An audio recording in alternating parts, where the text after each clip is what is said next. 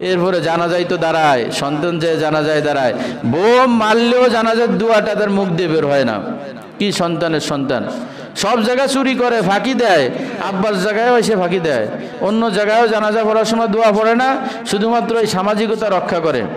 জানাজার সামনে উঠাই দিলে 10 মিনিট 20 মিনিট করে কথা বলতে দিলে হুজুর তো চান্সই পায় না। বর্তমান জানাজা তো একটা ফ্যাশন হয়ে গেছে আর রাজনীতি হয়ে গেছে। হুজুরের জন্য হলো 30 সেকেন্ড, আর এলাকার নেতা নেতৃত্বের জন্য হলো 30 মিনিট। কি এক কঠিন অবস্থা, এক বালা আমাদের সামনে চলে আসলো।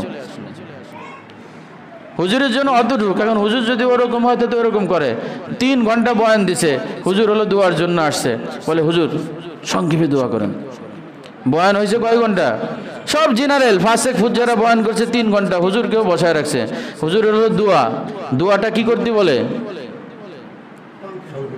দোয়া হলো কি হবে, 3 ঘন্টা বয়ান কি হয়েছে, ওখানে সংক্ষিপ্ত তো নাই, বয়ান দোয়া সংক্ষিপ্ত কোথায়, দোয়ায়। হুজুর আলহামদুলিল্লাহ আল্লাহুম্মা আমিন বিরহমাতিকা ইয়া আরহামার রাহিমিন, যা তোর দোয়া তোর কপালেই গেল, কোনো দোয়া নেই। এই জানাজা বর্তমানে একটা বালা আসছে। জানাজা দীর্ঘ সময় হুজুর যখন মাইক ধরে, হুজুর সংক্ষেপ, সবাই ব্যস্ত হয়ে গেছে। ব্যস্ত তো তুমি বানাইছো, কে বলছে তোমার এই জানাজার সামনে দাঁড়ায় কথা বলতে? শরীয়ত বলছে জানাজার সামনে দাঁড়ায় 1 ঘন্টা বয়ান দাও। ইমাম সাহেব দুটো কথা বললে বলতে পারে, কিছু নসিহত করলে করতে পারে, তা না সব রাজনীতি চলে জানাজার ময়দানে। আর ইমাম সাহেবের কাছে গেলে, হুজুর সবাই খেপে গেছে, একটু তাড়াতাড়ি করেন। হুজুরও যদি ওইরকম হয়তো 1 তাকবীর দিয়ে জানাজা শেষ করে দেবে, যা সংক্ষেপে করে দিলাম, 4 তাকবীরও দিলাম না। এই জানাজার নামাজে দুয়াটাও সন্তানরা পড়ে না, আত্মীয় স্বজন পড়ে না। রাসূল করিম সাল্লাল্লাহু আলাইহি ওয়াসাল্লাম জানাজায় দাঁড়াইছেন, জানাজার দুয়াটা একটু আওয়াজে পড়ছেন।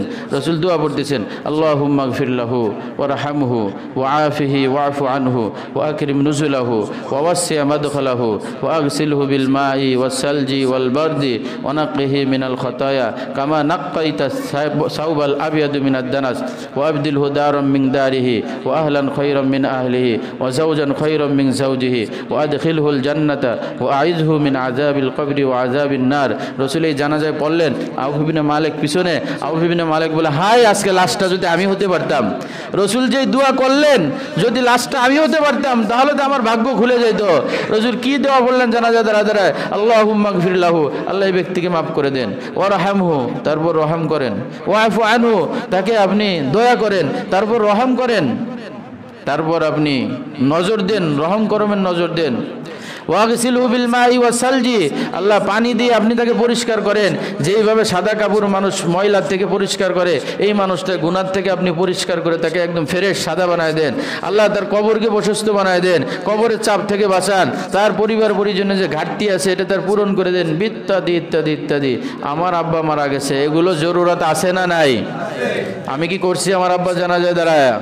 করতে পারি না। এর একটাই কারণ, জানা নাই, শিখা নাই।